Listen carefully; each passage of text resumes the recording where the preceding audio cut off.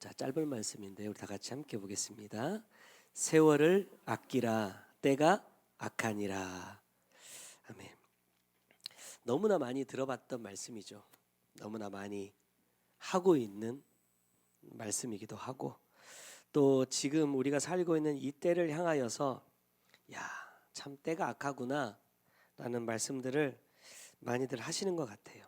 그래서 이 말씀을 통해서 주님께서 우리에게 주시는 메시지가 무엇인지 함께 나눠보는 시간을 갖도록 하겠습니다. 이 에베소서를 기록한 사람은 바울이죠. 바울이 많은 성경들을 기록했지만 특별히 에베소서를 쓰면서 어떤 목적을 가지고 기록했느냐를 한번 보니까 한마디로 요약하자면 이겁니다. 하나님과 하나 되자라는 거예요. 하나님과 하나 되자. 왜냐하면 이 하나됨이 내 삶의 마지막 순간까지 지속이 되면, 에베소서 말씀 가운데도 나오지만 마지막 순간까지 지속이 되면 내가 어떠한 사람이 될 수 있느냐? 하나님의 자녀가 됩니다. 그러니까 나는 하나님의 자녀다라고 말하는 그런 자녀가 아니라 하나님의 편에서 하나님께서 너는 나의 자녀다라고 인정해 주시는 그 인정을 받을 수 있다라는 것이고, 또 한 가지는 뭐냐? 그리스도의 신부가 될 수 있다는 겁니다.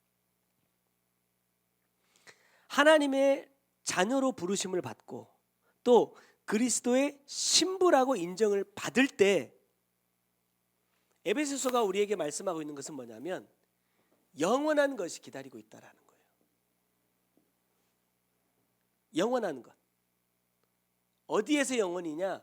천국에서의 영원함이 너를 기다리고 있다라는 이 말씀이 이 에베소서를 관통하고 있는 말씀의 핵심입니다. 우리가 잘 알고 있는 것처럼 6장 2절과 3절 말씀 보면 이런 말씀이 있어요. 내 아버지와 어머니를 공경하라. 이것은 약속이 있는 첫 계명이니 이로써 내가 잘되고 땅에서 장수하리라. 언제 이 말씀 많이 해요? 어버이 주일에. 5월 되면 이제 가족의 달이니까 어버이 주일 때 이 말씀을 많이 해요. 자, 그러니까 부모에게 잘해. 그럼 이 땅에서 잘되고 장수할 수 있어. 이게 하나님께서 우리 믿는 자들에게 약속하신 축복이다. 이렇게 말씀들을 많이 합니다. 이 말씀은 어떤 말씀을 근거로 하고 있느냐? 신명기 5장 16절 말씀이죠. 계명을 말씀해 주실 때 너는 내 하나님 여호와께서 명령한 대로 내 부모를 공경하라. 그리하면 내 하나님 여호와가 내게 준 땅에서 내 생명이 길고 복을 누리리라 그랬어요. 하나님께서 이스라엘 백성들에게 주신 10가지 계명 중에 5번째에 해당하는 말씀입니다. 자, 이 말씀을 보면 공통적으로 나오는 게 뭐냐면 땅입니다. 땅.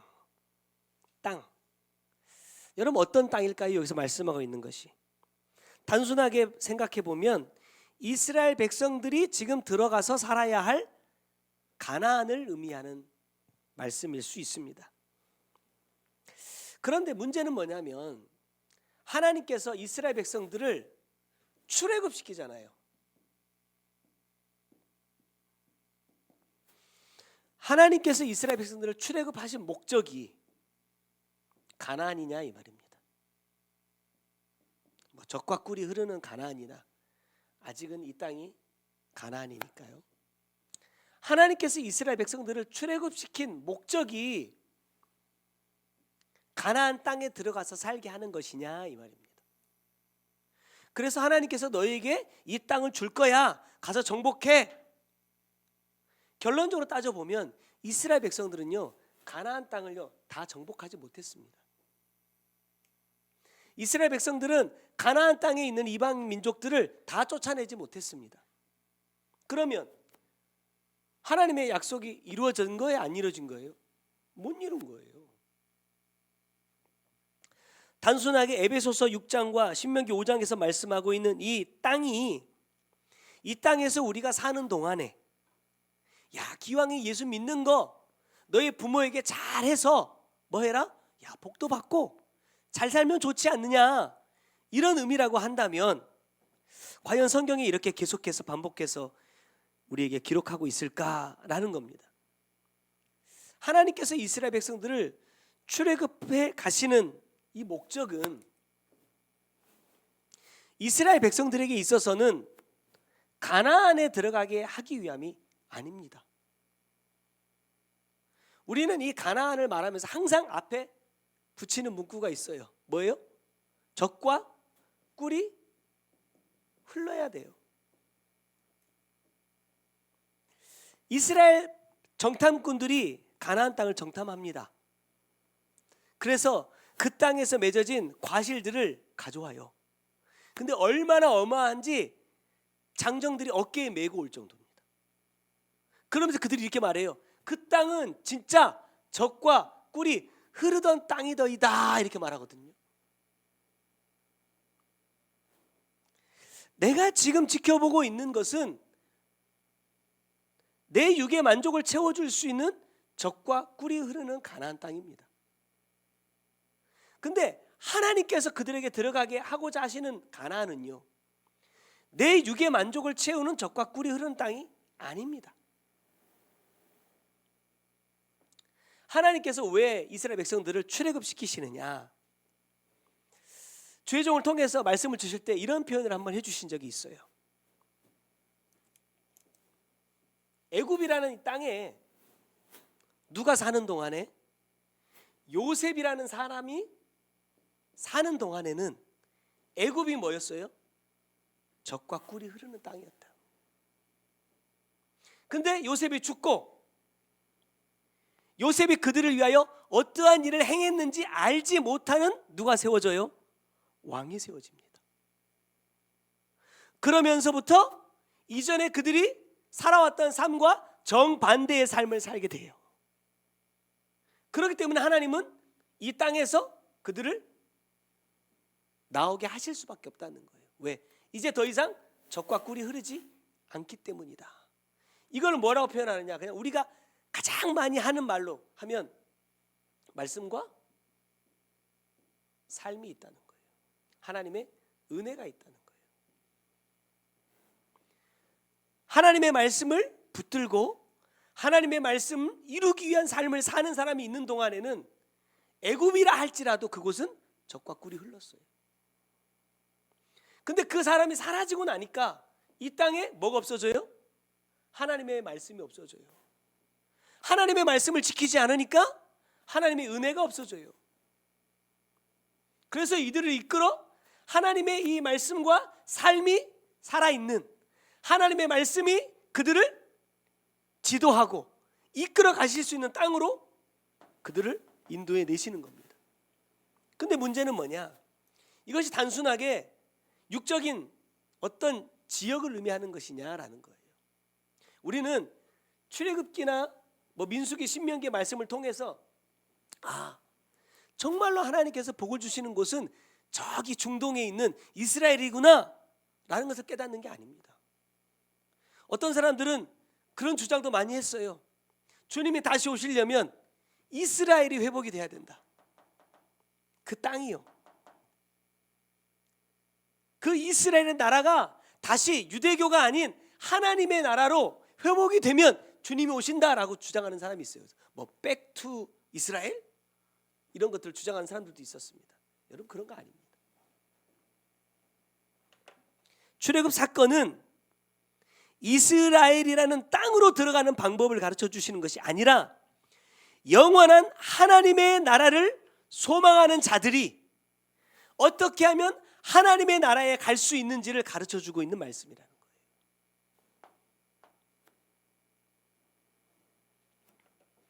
그렇다면 에베소서 6장과 신명기 5장에서 말씀하고 있는 이 땅은 더 정확하게 말하자면 뭐예요? 천국이라, 이 말입니다. 천국. 그럼 또 보세요. 에베소서 6장과 신명기에서 말씀하고 있는 내 부모는 누굽니까? 내 부모는 누구를 말하고 있는 거예요? 누가복음 3장 38절의 말씀 보면 3장에 이제 이스라엘 족보가 희한하게 기록이 됩니다. 어떻게 기록이 되죠? 마태복음 보니까 하나님으로부터 이렇게 아담부터 내려오지만 누가복음 3장은요 아래서부터 거꾸로 올라갑니다. 38절 말씀 보니까 그 위는 에노스요, 그 위는 셋이요, 그 위는 아담이요, 그리고 그 위는 누구예요? 하나님이라 하는 거예요. 이 말하는 게 무슨 의미입니까? 나의 가장 위, 내 생명의 시작, 나의 진짜 부모는 누구예요? 하나님이라는 거예요. 하나님. 나의 육의 부모도 있지만 내가 아브라함의 자손이다, 내가 천국을 소망하는 믿음의 사람이다 라고 말하는 모든 사람에게 있어서 아버지는 누구예요? 하나님이시라는 거예요. 그러면 이 말씀을 정확히 보면은요, 부모를 공경하고 땅에서 장수한다 이 말을 쓰면 무슨 말씀이에요? 나의 부모이신, 나의 아버지이신 하나님의 말씀에 순종하는 자는 어디에서 영원히 산다고요? 천국에서 영원히 산다라는 말씀이라는 거예요. 우리가 이 복을 반드시 받고 누리는 자가 되려면 어떻게 해야 되느냐? 에베소서는 한마디로 하나님과 하나가 되라는 말씀을 우리에게 해주고 있다는 겁니다. 그렇다면 오늘 이 본문 16절의 말씀을 통해서 내가 하나님과 하나 되어 천국에서 영원히 사는 자가 되려면 어떻게 해야 되느냐라는 것을 한번 그 길을 찾아보려고 합니다. 첫 번째는요, 세월을 아끼라 그랬어요. 자, 세월을 아낀다. 이 말의 다른 말로 해보면 야, 시간을 살아 이런 뜻입니다. 시간을 살아. 우리가 옛날 어른들이 그런 말씀 많이 하죠. 젊어 고생은 사서도 한다는 거예요. 비슷한 말입니다. 야, 아깝게 시간들을 막 허송세월 하지 말고 너에게 주어진 이 시간 아주 소중하게 여겨야 된다. 그런 의미가 있습니다. 그런데 종교개혁자였던 루터가 했던 말 중에 이런 말이 있어요. 나는 할 일이 너무 많다. 종교개혁을 일으켰으니까 얼마나 일이 많겠습니까? 나는 할 일이 너무 많다. 그래서 아침에 기도로 3시간을 보내야만 한다 그랬어요. 시간을 살아. 야, 시간 하루 계획 철저하게 다 세워놓고 1시간도 허투루 쓰지 마. 부지런해야 돼. 최선을 다해야 돼. 이런 의미인데 루터는 뭐라고 말하고 있냐? 나는 너무 바쁘기 때문에 꼭두 새벽부터 일어나가지고 그 일들을 처리하기 위해서 고군분투하고 있다 이렇게 말하지 않고 뭐라고 말해요?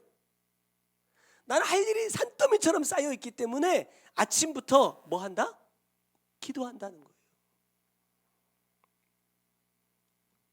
상식적으로 보면 앞뒤가 안 맞는 말입니다. 제가 이 말씀을 접하고 제 일주일 동안 그 성경 읽기표 체크해 놓은 걸 한번 봤어요. 성경을 제일 많이 못 읽는 날이 언제냐 보니까 토요일과 주일이더라고요.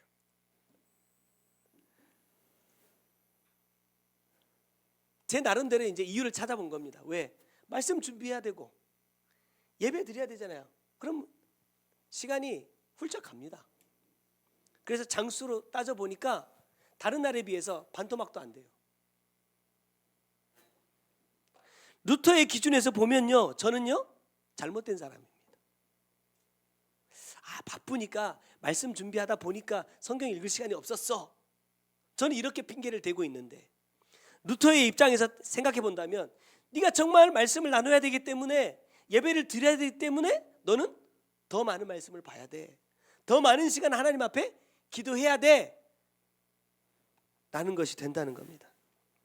그런데 보니까 이 시간을 아끼라 하시는 이 말씀 가운데 뒤에 이 아낀다라는 이 말이 아까 말씀드렸던 것처럼 시간을 산다라는 의미도 있지만 어떤 의미를 또 갖고 있냐면 구한다, 속량한다라는 이 구속사적인 의미를 갖고 있어요.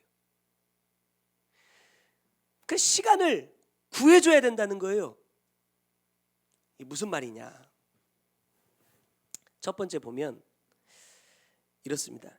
시간의 주인이 나라는 거짓에서 구하자라는 거예요.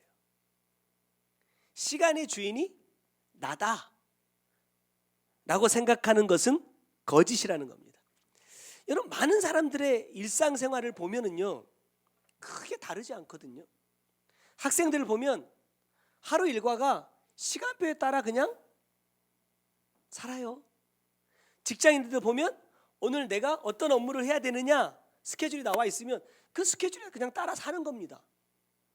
그렇기 때문에 특별히 내가 막 시간의 주인인 것처럼 난 막 행세하면서 살지 않았어 라는 생각을 참 많이 해요. 제가 이 말씀을 묵상하면서 지난주 주셨던 말씀과 한번 연결을 해봤어요. 지난주에 이런 얘기를 했습니다.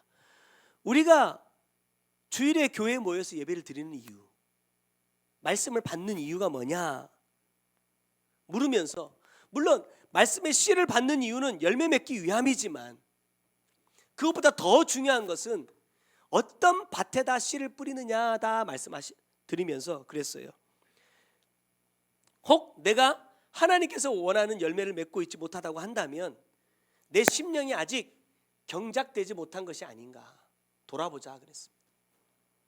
그래서 이 말씀을 받는 시간은 생명의 씨를 받는 시간이기도 하지만 어떤 시간이 돼야 된다고요? 내 심령을 경작하는 시간이기도 해야 된다. 그래서 오늘 받은 말씀 가지고 다음 주에 주님 앞에 열매도 가져와야 되지만 다음 주에 주실 말씀을 받기 위해서 내 심령을 경작하는 6일이 돼야 된다, 이렇게 얘기했습니다.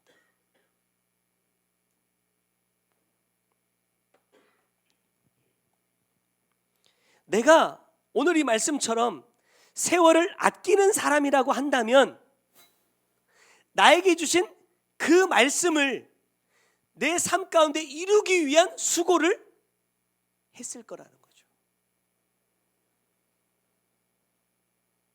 그랬다고 한다면 혹 열매가 아니라 뿌리만 겨우 내리든지 아니면 새싹만 살짝 났든지 간에 어쨌든 하나님 앞에 무언가 결과물을 가지고 나와왔을 거라는 겁니다. 주님, 저 이만큼 싹이 틔워졌습니다. 주님, 저 이렇게 뿌리를 내려가고 있습니다. 주님, 저 이렇게 돌을 골라냈습니다. 나는 내 삶의 어떠한 결과물이 있어야 된다라는 거예요. 하나님은 이스라엘 백성들을 출애굽시키면서 야, 젖과 꿀이 흐르는 가나안 땅으로 가라. 뭐 하시죠? 말씀하십니다. 이 백성들을 막 억지로 막 끌고 가지 않으세요.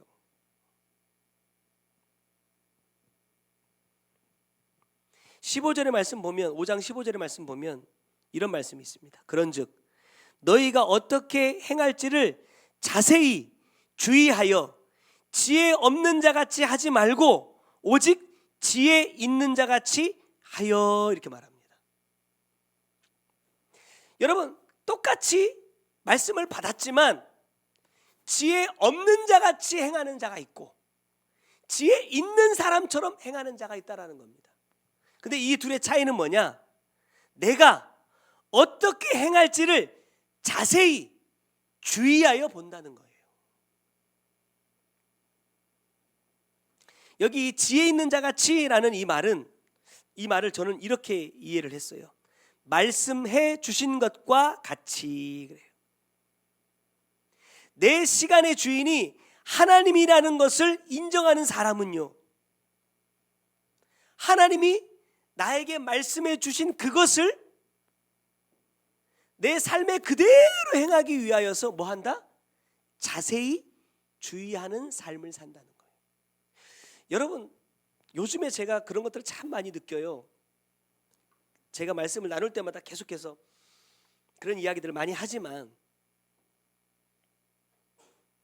예전에는 같은 본문을 가지고 이렇게도 말씀 나누고 저렇게도 말씀 나누는 분들을 보면서 야, 성경이 참 이렇게 사람마다 다양한 이렇게 의미를 가지고 접근해 갈 수 있구나라고 생각했거든요.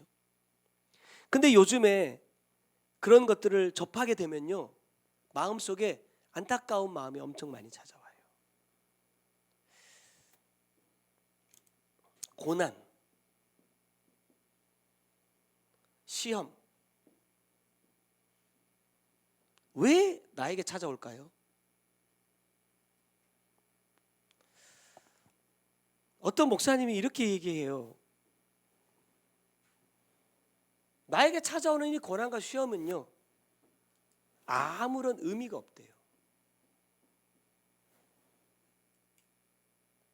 그냥 사람들이 이것에 의미를 부여하는 것 뿐이지, 이것은 아무런 의미가 없는 거다. 내가 뭘 잘못했기 때문에 이런 내가 어려움을 겪나? 내가 삶을 잘못 살았나? 내가 믿음 생활이 잘못됐나? 이런 걱정할 필요가 없다는 거예요. 왜? 하나님은 이미 내 안에 구원이라는 은혜를 주셨기 때문이라는 거예요. 내가 다른 사람들 보기에 더 올바른 삶을 살기 위해서 노력할 필요도 없고, 더 나은 사람이 되기 위해서 막 수고하고 애쓸 필요도 없다는 거예요. 그냥 주어지는 환경에서 그냥 그대로 그냥 살아라는 거예요. 그대로 살다 죽으면 어디 가니까? 천국 가니까. 여러분, 우리나라 엄청 유명한 목사님이에요. 제가 한때 혹 빠져가지고 책도 사서 보고 말씀도 막 듣고 하던 그 훌륭하신 목사님인데, 그분이 이렇게 얘기하시더라고요. 그 말씀을 잠깐 들으면서 과연 맞을까? 아무런 의미가 없을까? 그러면 성경 안에 참새 2마리가 시장에서 사고 팔아지는 것도 다 하나님의 계획 안에 있다는데, 바람이 동에서 불어 서로 부는 것도 다 하나님의 뜻이 있다는데, 왜 나에게 오는 고난과 시험은 의미가 없을까요? 여러분, 이 말이 맞습니까? 그 밑에 달린 리플들을 쭉 댓글들을 보니까 은혜도 많이 받고 감동도 많이 받고 힘도 많이 나고 희망도 많이 갖더라고요, 사람들이. 이 말씀에. 왜? 나 평생 고난 가운데 살았는데 목사님 말씀 듣고 이제 희망이 생겼다는 거예요. 나는 끝없이 시험과 시험의 연속이었는데 목사님 말씀 듣고 나니까 나도 구원받는 사람이니까 이것 때문에 너무나 괴로워하지 말자. 그래서 이것에서 이제 벗어났다는 거예요. 그래서 너무 자유해졌다는 거예요. 저는 너무 마음이 아팠어요. 말씀을 받는 것이 중요한 것이 아니라 이 말씀이 정말 내 삶 속에서 하나님께서 말씀하신 그 의도대로 적용이 되고 있는지를 내가 자세히 주의하여 보지 않으면요, 결국엔 뭐예요? 내가 살고 싶은 대로 살아요. 내가 믿고 싶은 대로 믿어요. 내가 따라가고 싶은 대로 따라가요. 여러분, 죽는 그 순간까지 누구도 지옥에 갈 거라고 생각한 사람 없습니다. 주님이 저에게 보여주셨던 환상 가운데, 여러분, 우리가 일반적으로 생각하면 천국은요 막 빛나는 천사들이 막 빛나는 옷을 입고 와가지고 나를 막 맞아주고, 지옥은 새까만 놈들이 와가지고 가자 이래가지고 막 가기 싫어 이러면서 끌려갈 거라고 생각하잖아요. 아니더라고요. 물론 전부 다 그런 것은 아니겠지만 주님이 저에게 보여주셨던 환상 가운데 이랬어요. 사람들이 여기 이제 막 있어요. 이 길로 갑니다. 이 길이 얼마나 빛나고 아름다운 길인지 몰라. 사람들이 이 길을 가면서 이제 우린 천국 간다, 막 찬양 부르고 막 기뻐하고 뛰면서 막 가요. 그래서 여기서 마지막에 우리 쉽게 말하면 날아가는 겁니다. 날아가는 겁니다.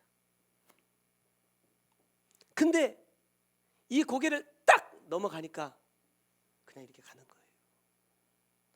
죽는 순간까지 나는 천국에 간다, 나는 하나님의 백성이다라는 것을 확신하며 살아요. 언제 정체가 드러나느냐? 죽고 나서요. 제가 이걸 보면서 너무나 두려웠어요. 나는 혹시 이렇게 믿고 있는 건 아닐까? 나 지금 벌써 수십 년 예수 믿었으니까, 나 목사니까, 나 교회 안에서 이렇게 열심히 했으니까, 이런 결과물들이 있었으니까. 제가 여러분한테 고백했지만 단 한 번도 내가 지옥 갈 거라는 생각을 해본 적이 없어요. 단 한 번도 내가 천국에 못 가면 어떻게 하지? 라는 생각을 해본 적이 없어요. 저는 이렇게 생각했던 사람이거든요. 내가 천국 못 가면 세상에 천국 갈 사람 아무도 없다. 그렇게 생각하며 살았다니까요. 단 한 번도 구원을 의심해 본 적이 없어요. 단 한 번도 천국을 믿지 않은 적이 없었어요. 근데 주님께서 저에게 이렇게 보여주시는 거예요. 야, 너 이렇게 살다 지옥이야. 내가 믿는 거, 여러분 이거 중요한 게 아닙니다. 내가 믿음이라고 하는 거, 내가 신앙이라고 하는 거, 내 시간의 주인은 하나님이다 라고 내가 고백하는 거, 그거 중요한 거 아닙니다. 진짜 중요한 것은 뭐냐? 하나님이 그렇게 인정해 주셔야 된다는 거예요. 여러분, 사람들에게 인정받고 칭찬 들으면 하나님께서 이 사람들 통해서 나에게 이렇게 확신을 주시는구나 라고 착각할 때가 많아요. 아닙니다.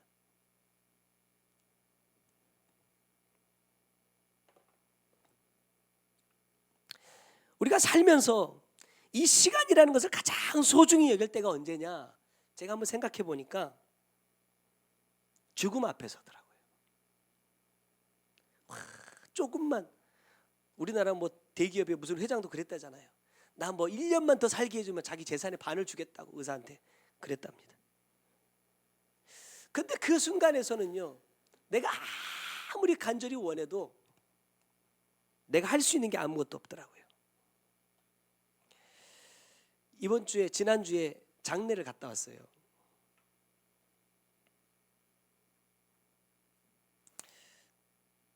이제 카톡으로 연락 온 걸 이렇게 딱 보는데, 돌아가신 집사님 나이가 저랑 동갑이더라고요.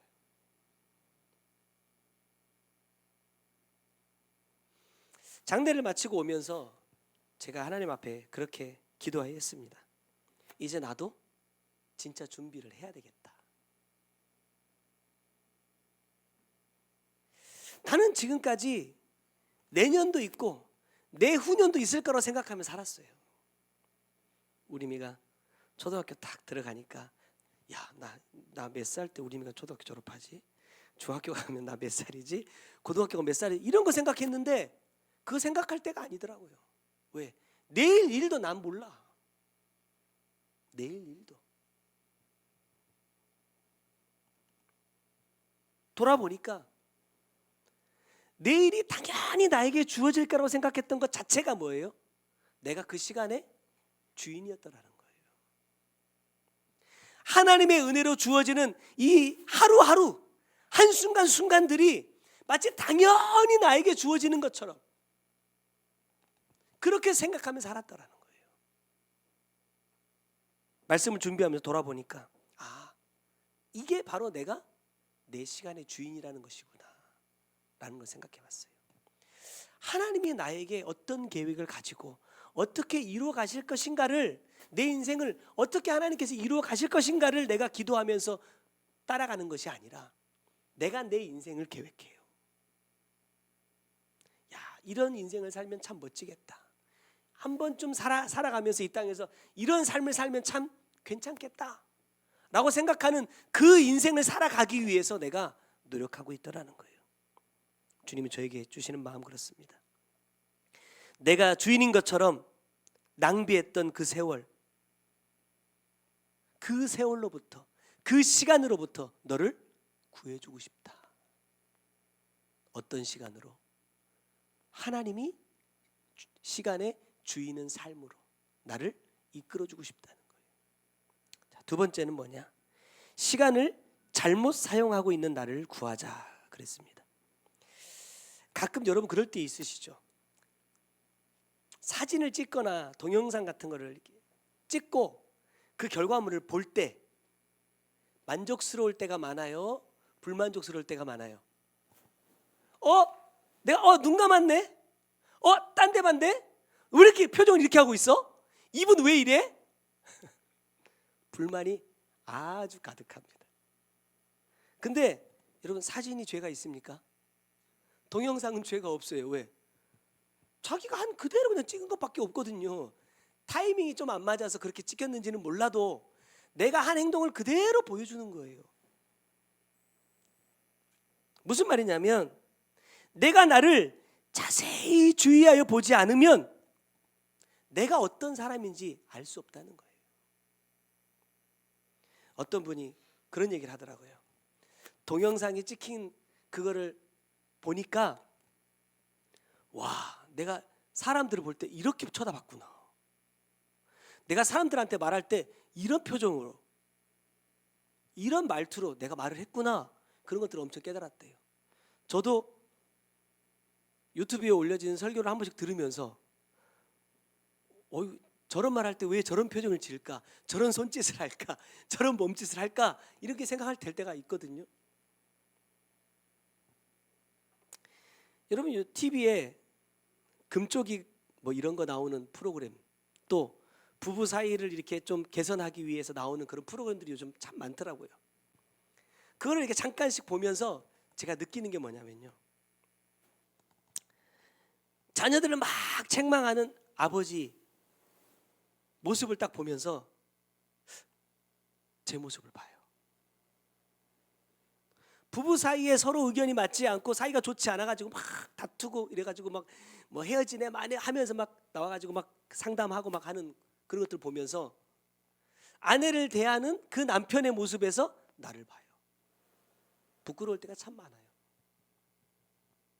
언젠가 누구 무슨 이야기를 이렇게 쭉 하다가 사모님이 저한테 이렇게 얘기한 적이 있어요. 목사님도 그랬어요. 나는 아닌 줄 알았어. 왜? 나는 나를 못 보거든요. 나를 안 보거든요. 근데 목사님도 그랬어요. 너무 부끄러웠어요. 여러분, 우리가 심판대 앞에 서면 낱낱이 드러난대잖아요. 얼마나 부끄러울까? 주님 앞에서 내가 나를 모니터링 했다면 하지 않을 말, 하지 않을 행동, 만들어지지 않을 문제들이 내 삶 속에서 너무나 많이 만들어지고 있더라는 거예요. 왜죠? 내게 주신 시간을 내가 잘못 사용하고 있기 때문이라는 거예요.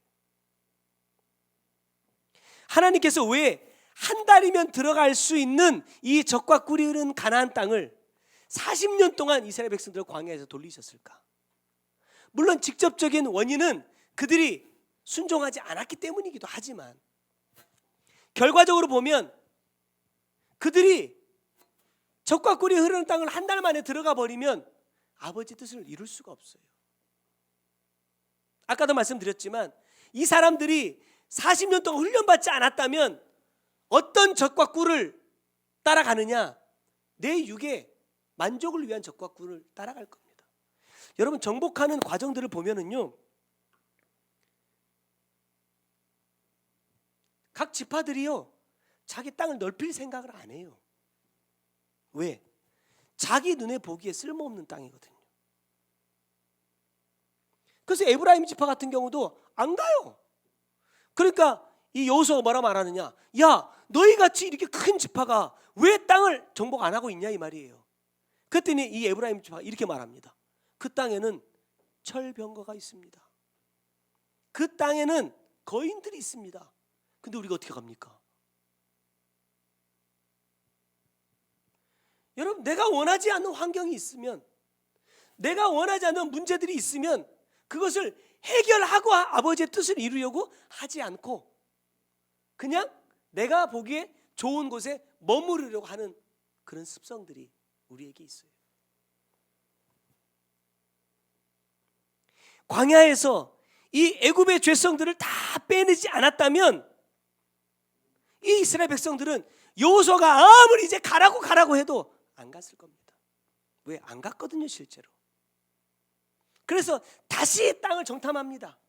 그래서 다시 땅을 나누어주고 이제 가라고 막 호통을 쳐요.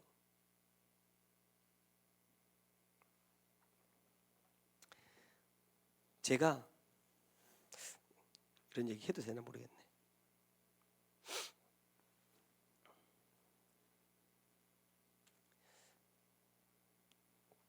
주식을 했어요. 참 희한한 거 있죠. 제가 사면 떨어지고요, 팔면 올라요. 희한하죠. 다행히 돈이 없어가지고, 큰 돈이 아니어서 다행이지. 제가 그래서 너무 화가 나서 주님께 기도했습니다. 여러분 같으면 뭐라고 기도하실 것 같아요? 주님, 왜 저에게 이렇게 하십니까? 제가 이렇게 기도했어요. 주님, 저 이거 오늘 팔 거거든요. 주님, 저 이거 오늘 팔 거거든요. 그러니까 어떻게 해달라고요?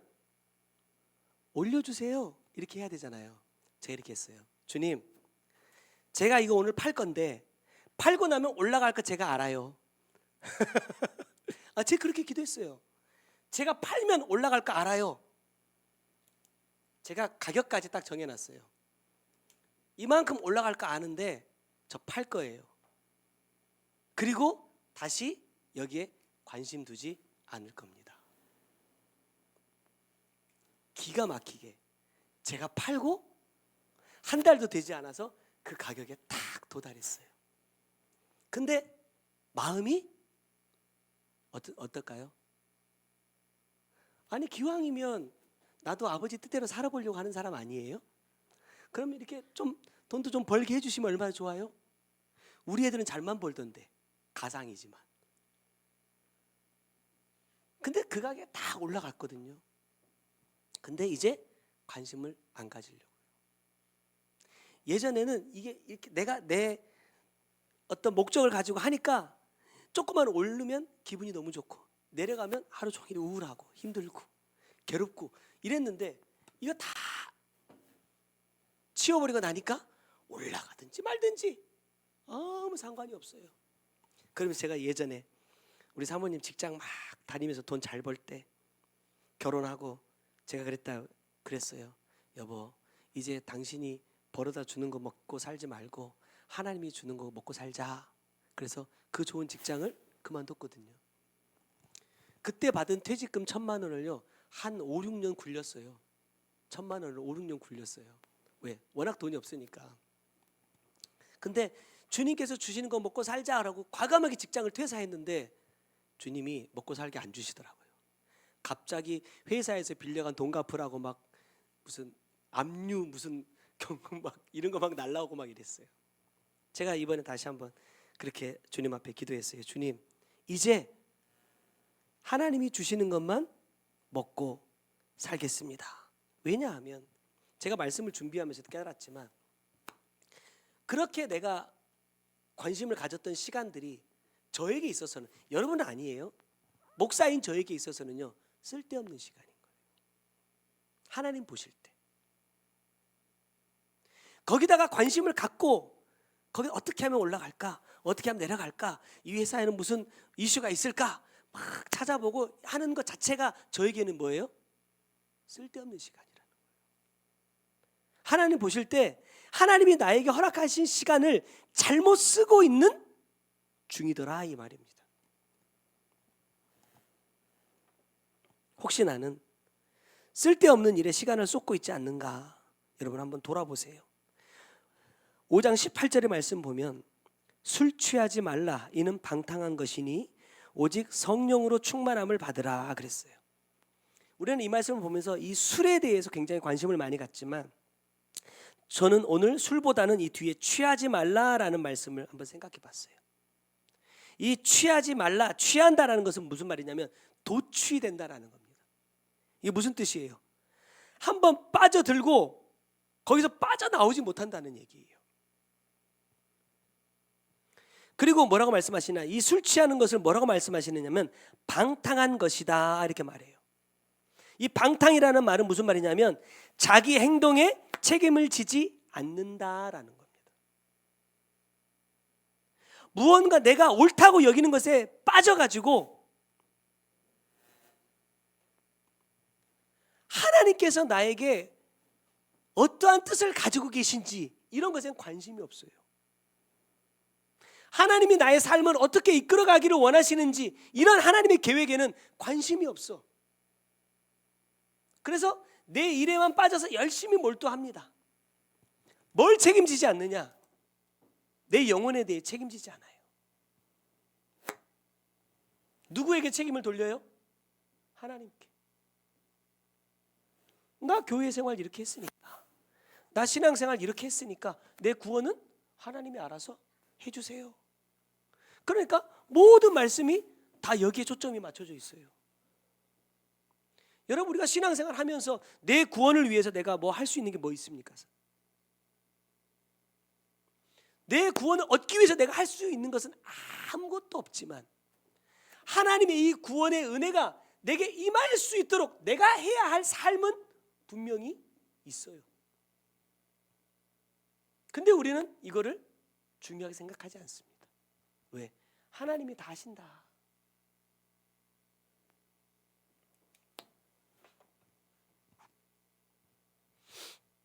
요즘 시대가 그렇더라고요. 아파트를 지어요. 중요한 게 뭡니까? 튼튼하고 안전하게 짓는 거잖아요. 요즘에 이런 말이 있어요. 순살 아파트래요. 순살 아파트. 왜? 뼈가 없어. 철근을 다 빼먹어가지고 지어놨더니 다 무너지는 거예요. TV 보니까 그러던데요. 이 기둥에다가 예를 들어서 철근을 100개를 넣어야 되는데 50개만 넣었어. 사람들이 불안하다 그러니까 양쪽에다가 쇠 기둥 2개 딱 박아놓고는 이제 안전하니까 안심하라고. 안심이 됩니까? 어떤 사람이 아파트에 입주를 했는데 너무 고약한 냄새가 나더라는 거예요. 그래서 곰팡이인가 해서 벽지도 뜯어보고 바닥도 뜯어보고 다 했는데 냄새의 원인을 못 찾는. 그래서 결국에는 그냥 리모델링 한다 생각하고 천장까지 다 뜯어냈더니 천장에 뭐가 있었느냐? 똥봉투가 있었어요.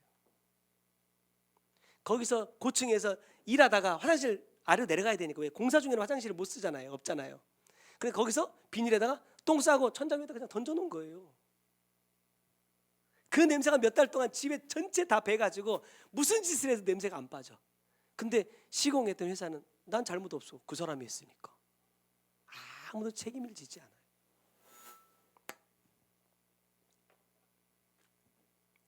이게 세상에서만 일어나는 일이 아니라는 거예요. 하나님의 말씀을 받았으면 그 말씀이 내 삶을 통해서 열매가 될 수 있도록 사는 것이 하나님께서 나를 창조하신 목적이라는 거예요. 여러분, 부자 되는 거 아닙니다. 성공하는 건 아닙니다. 전 세계에 내 이름을 알리는 것이 하나님께서 나를 이 땅에 창조하신 목적이 아니라는 거예요.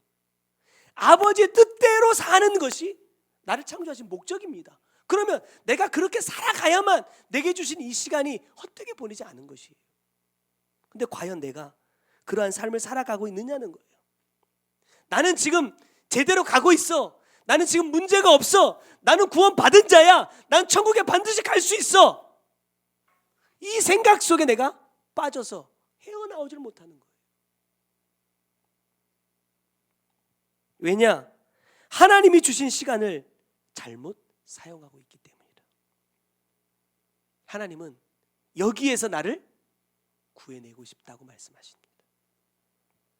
여러분, 나는 지금 어떠한 생각에 빠져 있는지, 나는 지금 어떠한 길을 가고 있는지 자세히 주의하여 내 자신을 살펴야 됩니다. 그렇지 않으면 똑같은 말씀을 받았지만 어떤 이들은 지혜 없는 자처럼, 어떤 이들은 지혜 있는 자처럼 행동한다 그랬어요. 이 둘의 결과는요, 너무나 다르다는 거. 자, 두 번째는 때가 악하니라 그랬습니다. 시간을 악하다 말할 수는 없잖아요.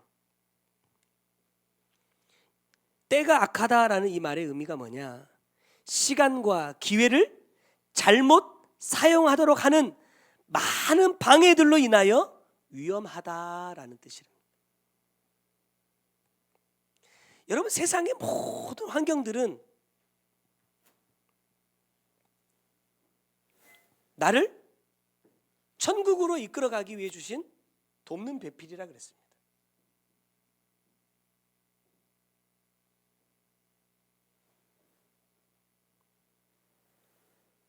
근데 중요한 것은 이 돕는 배필들을 대하는 나의 태도나 생각이 천국의 목적이 되지 않으면요, 결국 이건 죄가 됩니다.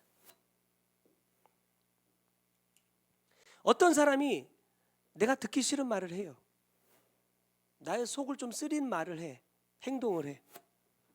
그러면 내가 내 안에 이런 것들이 아직 남아있다, 주님께서 이것들을 드러내 주시려고 이런 말을 듣게 하시나 보다 하면 천국을 향해 갈 수 있지만, 네가 뭔데 나한테 이렇게 말하냐, 너는 얼마나 잘하냐, 제가 이렇게 말해요. 그러면 서로 죄 짓는 것밖에는 안 된다는 거예요. 자, 첫 번째는 열매 맺지 않는 시간이 악하다 그랬어요. 마가복음 11장의 말씀 보면 이런 장면이 나옵니다. 예수님께서 시장하십니다. 배가 고파요. 그래서 무화과 나무에게 가서 열매를 찾는데 열매가 없어.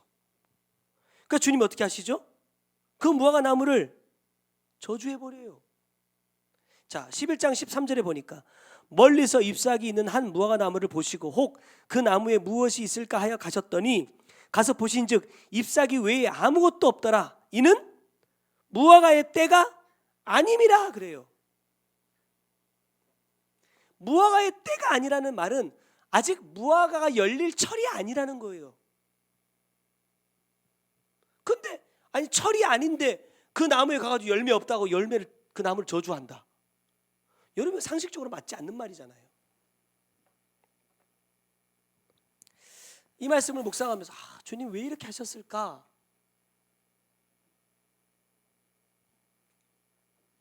제자들이 예수님께 물어요. 왜 이 무화과 나무가 말랐습니까? 라고 물으니까 주님이 하신 대답이 뭐냐면 22절 말씀 보니까 예수께서 그들에게 대답하여 이르시되 하나님을 믿으라. 여러분, 이게 연결이 돼요? 무화과 나무가 왜 말라 죽었습니까? 라고 물었더니 하나님을 믿으래요. 그 밑에 24절에 보니까 그러므로 내가 너희에게 말하노니 무엇이든지 기도하고 구하는 것은 받은 줄로 믿으라. 그리하면 너희가 그대로 너희에게 그대로 되리라 그랬어요. 이게 무슨 말이에요? 이 말씀 때문에 진도가 안 나가가지고 엄청 오래 고민했습니다. 주님, 이게 무슨 뜻입니까? 자, 보세요. 무화과가 왜 말라 죽었습니까? 라고 물을 때 주님은 무화과가 말라 죽은 원인을 무엇과 연결시켜요? 믿음과 연결시킵니다. 24절에서는 믿음을 뭐라고 말씀하시느냐? 그대로 되는 것이다 라고 말씀하세요. 무슨 의미입니까? 저는 이 부분을 이렇게 이해를 했어요. 마가복음 11장은 어떤 장면에서부터 시작하냐면 예수님께서 예루살렘에 입성하는 장면부터 시작합니다. 근데 보세요. 예수님이 이전에도 예루살렘에 종종 오셨거든요. 근데 이 마가복음 11장에서는요 좀 달라요. 어떻게 입성을 하시느냐? 어린 나귀를 타고 입성하십니다. 그러니까 사람들이 자기의 겉옷을 벗고 종려잡은 가지를 흔들면서 예수를 향해 뭐라고 불러요? 호산나 다윗의 자손이여 이래요. 자, 이 말씀 무슨 말씀이에요? 이전에 그냥 왔다 갔다 할 때는 그냥 그 유대에 살고 있는 한 사람으로 왔지만 이 마가복음 11장에서 예루살렘에 입성하실 때는 누구로 오신 거예요? 왕으로, 메시아로 오시는 겁니다. 다시 말하면 이 마가복음 11장이 우리에게 말씀하고 있는 것은 뭐냐면 앞으로 누구로 오실 주님? 심판자로 오실 주님. 심판자로 주님이 오셔서 우리에게 뭘 찾는다? 열매를 찾는다. 근데 때가 아니래요. 무슨 말입니까?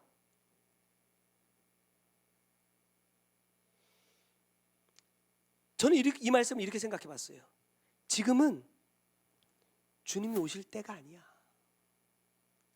지금은 아직 열매를 맺을 때가 아니야 라고 누가 생각해요? 내가 생각하고 있어요. 주님은 지금도 오실 수 있고 내일도 오실 수 있잖아요.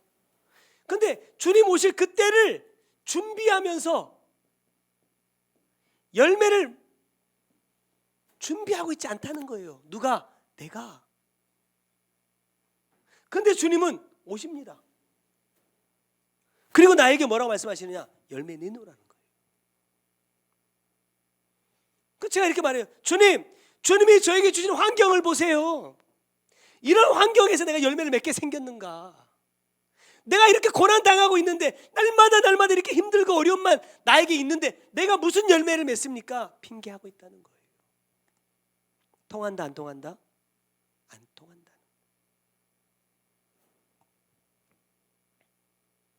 24절에서 다시 말씀하고 있죠. 무엇이든지 기도하고 구하는 것은 받은 줄로 믿으라. 그리하면 너희에게 그대로 된다 그래요. 왜 열매를 맺지 못했느냐? 아직 때가 아니기 때문이 아니라 믿지 않기 때문이라는 거예요. 뭘 믿지 않아요? 주님이 반드시 오신다.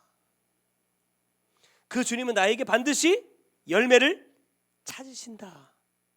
주님은 지금 오실 수도 있고 내일 오실 수도 있고 모레 오실 수도 있고 언제든지 주님의 때가 되면 심판주로 나에게 오신다. 이 말씀을 믿지 못하는 거예요. 그렇기 때문에 내가 얼마나 오랜 기간 예수를 믿었느냐 여러분 중요하지 않고 얼마나 많은 수고와 헌신을 했고 직분이 뭐냐 교회가 얼마나 크냐 이런 거 하나도 중요한 게 아닙니다. 뭐가 중요합니까? 열매. 넌 지금 열매가 있냐? 그렇기 때문에 이 열매를 준비하지 않는 모든 시간은 뭐다? 악하다는 거예요. 두 번째로 마귀에게 틈을 주는 시간이 악하다 그랬습니다. 4장 27절에 마귀에게 틈을 주지 말라 이렇게 말했어요. 마귀에게 틈을 주는 게 뭐냐? 주의종을 통해서 이걸 이렇게 해석해 주셨어요.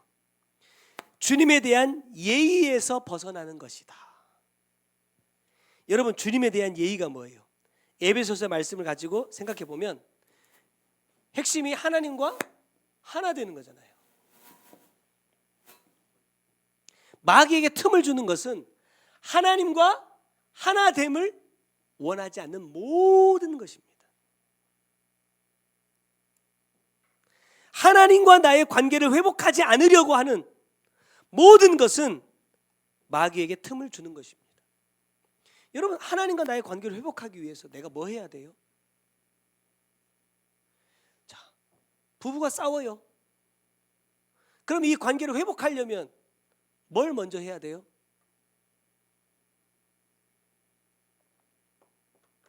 친구가 됐든 자녀가 됐든 누가 됐든 화해를 하려면 가장 먼저 해야 되는 건데 제일 힘든 거예요. 뭐냐? 내 잘못을 인정하는 겁니다. 이렇게 대답하면 또 힘들어요. 내가 잘못했어. 뭘 잘못했는데? 이렇게 물으면 이제 이거는 풀 수 없는 미궁으로 빠지는 겁니다. 이 사람이 알든 모르든 일단 시인하면 받아줘야 되는데 내가 잘못했어. 그러면 뭘 잘못했는데? 이렇게 따지면 여러분 이거는 화해 안 하겠다라는 거예요. 하나님과 하나가 되려면 가장 먼저 뭐 해야 되느냐? 내가 죄인인 것을 인정하는 거예요. 여기가 되지 않으면 하나님과는 어떤 관계도 안 돼요. 그 내용이 뭐냐면 에베소서 4장 25절부터 5장 7절까지 말씀을 쭉 기록이 되어 있습니다. 결론은 이제 5장 7절이죠. 뭐라고 했느냐? 그러므로 그들과 함께하는 자가 되지 말라는 겁니다. 마귀에게 틈을 주게 만드는 사람들, 하나님과 하나됨을 방해하는 사람들과는 함께하지 말라는 거예요. 우리가 하지 말아야 될 것, 자 4장 27절부터 쭉 읽어보고 말씀을 마치도록 하겠습니다. 자 띄워주세요. 자 한번 순서대로 쭉 읽어볼게요. 시작. 마귀에게 틈을 주지 말라. 도둑질하는 자는 다시 도둑질하지 말고 돌이켜 가난한 자에게 구제할 수 있도록 자기의 손으로 수고하여 선한 일을 하라. 무릇 더러운 말은 너희 입 밖에도 내지 말고 오직 덕을 세우는데 소용되는 대로 선한 말을 하여 듣는 자들에게 은혜를 끼치게 하라. 하나님의 성령을 근심하게 하지 말라. 그 안에서 너희가 구원의 날까지 인치심을 받았느니라. 너희는 모든 악독과 노함과 분냄과 떠드는 것과 비방하는 것을 모든 악의와 함께 버리고 서로 친절하게 하며 불쌍히 여기며 서로 용서하기를 하나님이 그리스도 안에서 너희를 용서하심과 같이 하라 그랬어요. 이게 우리가 해야 될 것입니다. 우리가 이러한 삶을 살게 되면, 물론 5장 1절부터도 같은 말씀이 반복입니다. 우리가 이러한 삶을 살게 되면 어떤 은혜가 주어지느냐? 5장 8절로 9절. 너희가 전에는 어두움이더니 이제는 주 안에서 빛이라. 빛의 자녀들처럼 행하라. 빛의 열매는 모든 착함과 의로움과 진실함에 있느니라 그랬습니다. 사랑하는 성도 여러분, 세월을 아끼라. 때가 악하니라. 가장 중요한 것은요, 원론적인 거지만 내 자신을 보는 겁니다. 내가 정말 이 세월을 아끼는 자인가? 내가 정말 이 악한 때에 휩쓸려 가지 않고 악한 자들과 함께하지 않고 하나님의 뜻을 이루기 위하여 애쓰는 자인가? 내 삶을 여러분 자세하게 정확하게 여러분 비춰보셔야 됩니다. 그래야 하나님의 복은 어디에 임한다? 나의 삶에 임한다. 내 삶의 그릇이 준비되지 않으면 여러분 하나님의 복 어디다 부어요? 하나님의 복 어디다 주세요? 삶이 없으면 못 받습니다. 저와 여러분이 꼭 이 하나님께서 원하시는 삶의 그릇을 잘 준비하여서 이 영권, 인권, 물권의 복을 받는 저와 여러분이 꼭 되시기를 바랍니다. 기도하겠습니다. 사랑하는 주님, 감사합니다. 오늘도 귀한 생명의 말씀 통하여서 하나님 내 자신의 모습을 돌아볼 수 있도록 기회를 주셔서 감사합니다. 내게 주신 이 시간, 나는 무엇을 위해 쓰고 있는지 돌아봅니다. 내 만족을 채우기 위하여, 내 성공을 이루기 위하여, 내 뜻을 하나님, 내 목적을 하나님 성취하기 위하여 내가 이 시간을 쓰고 있다면 주님, 나는 세월을 아끼는 자가 아니라고 말씀하셨습니다. 아끼는 것은 구한다, 속량한다 말씀하시고, 진정 세월을 아끼는 자는 내 영혼을 구원하기 위하여 그 시간을 사용하는 자라 말씀하셨으니 하나님, 다른 것에 내 생각과 마음 빼앗기지 않고 가장 우선적으로 내 영혼 구원을 위하여 내가 어떠한 삶을 살기를 원하시는지 주님께 묻고 주님께서 이끌어 주시는 그 삶의 길로 따라 행하는 우리 모두가 될 수 있도록 은혜 베풀어 주옵소서. 때가 악하다 말씀하셨습니다. 하나님과 하나됨을 방해하는 것들이 너무나 많아져 가고 있습니다. 하나님의 뜻을 이루지 못하도록 방해하는 내 생각, 내 마음속에 있는 악한 것들 주님 다 제거될 수 있도록 주님 도와주셔서, 주님은 어느 때가 아닌 하나님의 때에 우리 가운데 임하셔서 말씀으로 심판하신다 하셨으니 하나님, 항상 우리는 주님께서 원하시는 그 열매를 준비하는 삶을 살아가게 하시고, 그것이 이 악한 때를 따라가지 않고 하나님의 때를 준비하는 자의 삶이 되는 줄로 믿습니다. 우리에게 주신 귀한 말씀 놓치지 않게 하시고 마귀에게 틈을 주어 하나님과 더 멀어져 가는 어리석은 자 되지 않게 하시고 하나님과 하나 되는 삶을 나의 삶의 가장 우선순위에 두고 그러한 자가 되기 위하여 힘쓰고 애쓰는 우리 모두 되게 하셔서 2024년 주님 약속하신 이 영권과 인권과 물권의 복이 우리들의 삶 위에 부어질 수 있도록 역사하여 주옵소서. 귀한 예물 주님 앞에 올려드립니다. 주님 받으시고 이 예물 또한 하나님의 것이오니 하나님의 뜻대로 쓰여지기를 원합니다. 주님 축복하시고 역사하여 주옵소서.